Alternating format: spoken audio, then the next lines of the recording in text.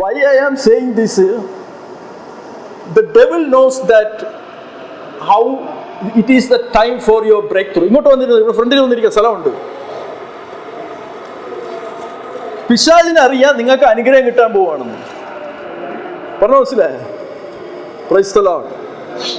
അപ്പൊ നിങ്ങളെ ഒന്ന് ഉറക്കും, അല്ലെ നിങ്ങളുടെ അടുത്ത് പറയും ഇങ്ങോട്ട് വരില്ലെന്ന് പറയും, പാസ്റ്റർ ശരിയല്ല.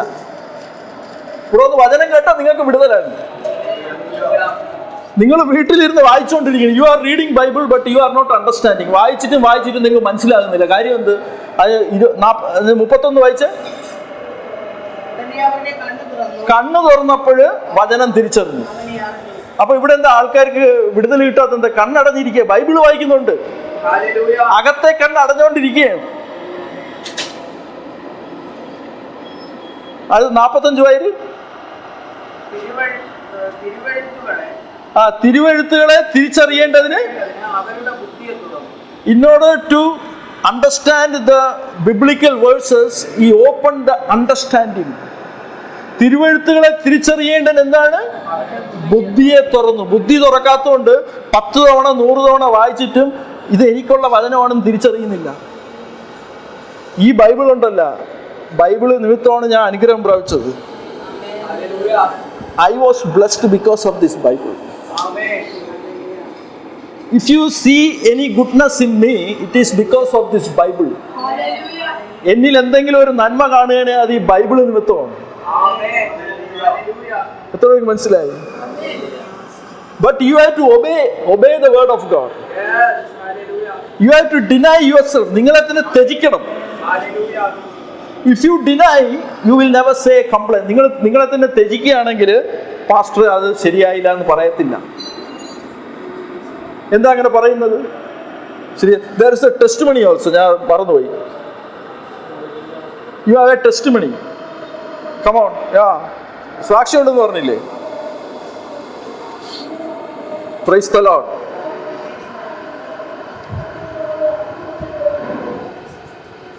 എന്താ വൈകി വന്നത്? അപ്പൊ അനുഗ്രഹം കിട്ടാത്തതിന്റെ കാര്യം എന്താണ് വൈകി വരുന്നത്? ഒരു മൈക്ക് കൊടുക്കാമോ?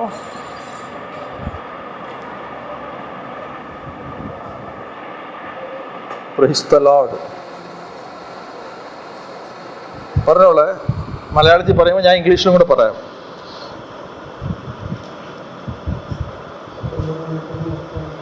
ഉറച്ചു പറഞ്ഞോളൂ. I give all the honor to God in Christ Jesus. I was going through many difficult situations during the last week. I was seeing death face to face. മരണ മുഖാമുഖം കാണുന്നു. അപ്പോൾ I was in a hospital, admitted in a hospital. കേൾക്കാമോ?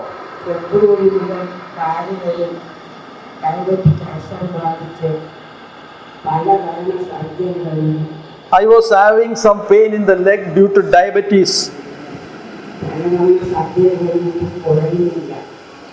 So I was taking many surgery and medicine but was not seeing any healing.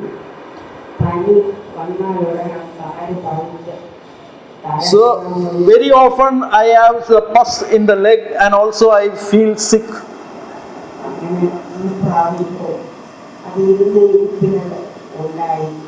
So it was, the pain was increased, the pus was increased.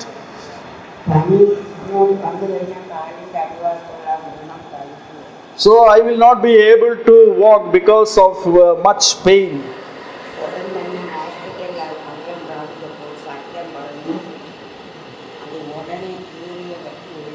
So I went to hospital and they said an immediate surgery is needed for the curing. They said you have to cut the leg. They told you be admitted, so within 10 minutes you should be admitted and we will cut your leg, they said.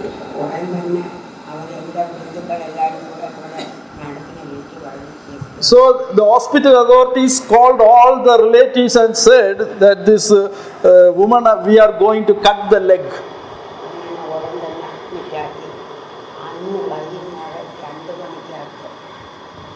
കാലിൻ്റെ വിരലിൻ്റെ അടിവശം അത്രയും തുറന്നെടുത്തു. അത് കഴിഞ്ഞ് പാദത്തിൻ്റെ അടിവശം അത്രയും തുറന്നെടുത്തു. So they did not cut the leg, but they had a small cut under the leg. വേദന കൊണ്ട് ഞാൻ കരഞ്ഞ് I was crying out of pain. ഒന്നാം പോലും വയ്യാത്ത അവസ്ഥയിൽ ഒടുക്കം അവിടെ യൂറിൻ വരെ എടുക്കേണ്ട ഗതികേട് വന്നു. യൂറിൻ നോക്കിയപ്പോൾ യൂറിൻ കൂടെ ബ്ലഡാണ് പോകുന്നത്. So through the urine, the blood was going through the urine. So I was having much diabetes.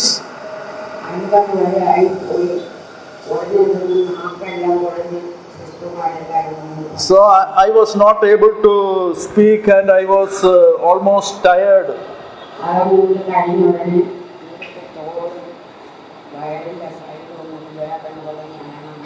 So I started pain in other parts of the body.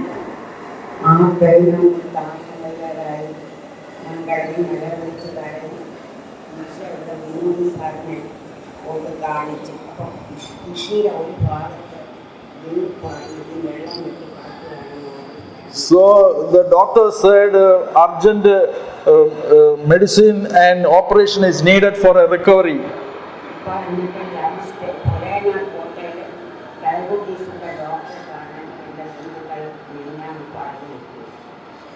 So,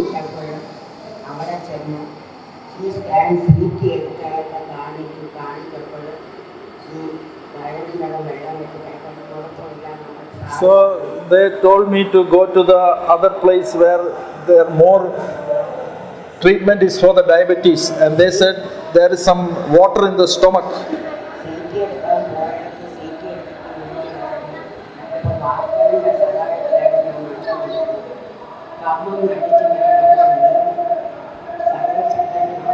So in the hospital I fell down and I was not able to walk.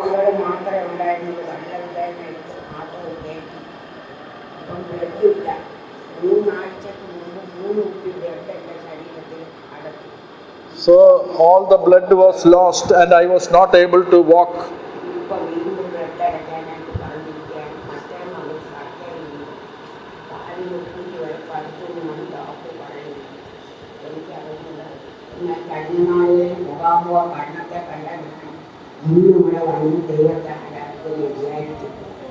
So she came here to tell that when she testifies, God will heal her. അപ്പോൾ എന്തുകൊണ്ടാണ് അവരിവിടെ ഒന്ന് സാക്ഷി പറഞ്ഞതെന്ന് പറഞ്ഞാൽ അവരിനി ആശുപത്രി പോകുമ്പോൾ അവരെന്ത് പറയുമെന്ന് അറിയത്തില്ല. So she came and testified that God will do a miracle.